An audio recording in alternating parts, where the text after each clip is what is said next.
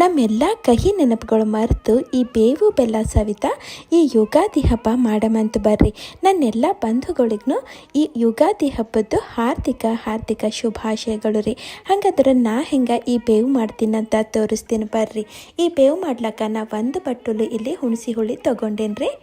ಇದಕ್ಕೆ ನಾನು ಸೋಸಿ ಇಲ್ಲಿ ತೊಗೊಂಡಿನಿ. ಅದೇ ಬಟ್ಟಲಿಂದ 2 ಬಟ್ಟಲು ಬೆಲ್ಲದ ನೀರು ತೊಗೊಂಡಿನಿ ರೀ. ಅದೇನು ಪಾಕ ಮಾಡ್ಕೊಳ್ಳೋದು ಬೇಡ, ಬೆಲ್ಲ ಕರಗಿಸಿ ಸೋಸ್ಕೊಂಡ್ರೆ ಆಯ್ತು ರೀ.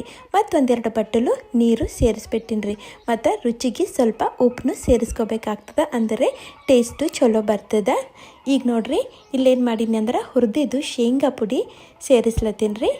ನಿಮಗೆ ಪೂರ್ತಿ ಸಣ್ಣ ಅಂದ್ರೆ ಸಣ್ಣ ಮಾಡಿ ಹಾಕೋರಿ, ಇಲ್ಲ ಸ್ವಲ್ಪ ಅವಳ ಚವಳ ಬೇಕಂದ್ರೆ ಹಂಗೂ ಹಾಕೋರಿ ನಡೀತದೆ.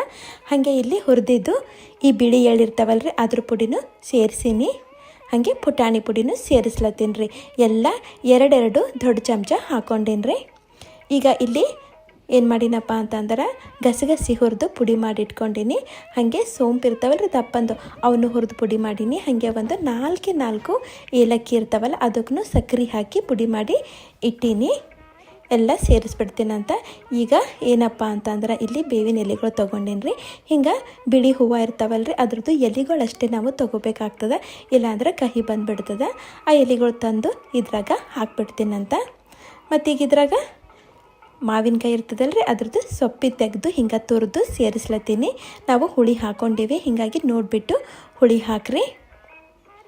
ಈಗ ಸಣ್ಣ ಕಟ್ ಮಾಡಿದ್ದು ಇಲ್ಲಿ ದ್ರಾಕ್ಷಿ ಹಾಕೊಲತ್ತೀನಿ ರೀ. ನಿಮಗೆ ಯಾವ ಹಣ್ಣು ಇಷ್ಟನೋ ಅವು ಹಾಕ್ರಿ ನಡೀತದೆ. ಹಾಗೆ ಇಲ್ಲಿ ಬಾಳೆಹಣ್ಣನ್ನು ನಾನು ಸಣ್ಣ ಕಟ್ ಮಾಡಿ ಸೇರಿಸ್ಲತ್ತೀನಿ. ನಿಮಗೆ ಇಷ್ಟ ಇಲ್ಲಾಂದ್ರೆ ಬಿಡ್ಬೋದು. ಹಾಗೆ ಒಂದು ಅರ್ಧನೇ ಸೇಬೇನು ಮಾಡೀನಿ ರೀ, ಹಿಂಗೆ ಸಣ್ಣ ಹೋಳಿ ಸೇರಿಸ್ಲತ್ತೀನಿ ರೀ. ಮತ್ತು ಇಲ್ಲಿ ಕರ್ಬೂಜ ಇರ್ತದಲ್ಲ ಅದನ್ನು ಹೋಳಿ ಹಾಕ್ಬಿಟ್ಟಿನಿ ರೀ. ಮತ್ತೀಗ ಒಣ ಕೊಬ್ಬರಿ ತುರಿದು ಸೇರಿಸ್ಲತ್ತೀನಿ ರೀ. ನಿಮಗೆ ಇಷ್ಟ ಇದ್ದರೆ ಒಂದಿಷ್ಟು ಡ್ರೈ ಫ್ರೂಟ್ಸ್ನು ಸೇರಿಸ್ಕೊರಿ, ಅವು ಒಳ್ಳೆ ರುಚಿ ಕೊಡ್ತಾವ್ರಿ ಈ ಬೇವಿನಾಗ. ಈಗ ಒಂದಿಷ್ಟು ಐಸ್ ಕ್ಯೂಬ್ಸು ಹಾಕ್ಲತ್ತೀನಿ ರೀ. ಇಲ್ಲ ನೀವು ತಣ್ಣೀರ ಮಾಡ್ಕೊಂಡಿರಂದ್ರೆ ಐಸ್ ಕ್ಯೂಬ್ಸ್ ಹಾಕೋದೇನು ಬೇಕಾಗಲ್ಲ, ಇಲ್ಲಾಂದ್ರೆ ಫ್ರಿಜ್ಜಿನಾಗಿಟ್ಟು ಕುಡಿಬೋದು ತಣ್ಣಗೆ. ಇದು 2 ದಿವಸದ ತನಕ ಇಡ್ಬೋದು ರೀ, ಅಷ್ಟೇ ಫ್ರಿಜ್ಜಿನಾಗ ಇಡಬೇಕಾಗ್ತದೆ.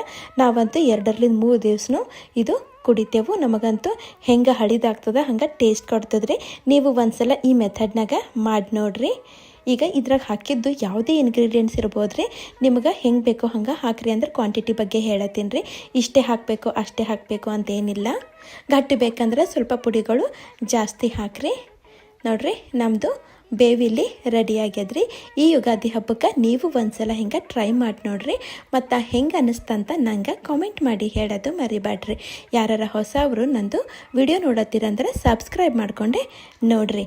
ಮತ್ತೆ ಸಿಗ್ತೀನಂತ್ರಿ ಮುಂದಿನ ವಿಡಿಯೋದಾಗ. Thank you.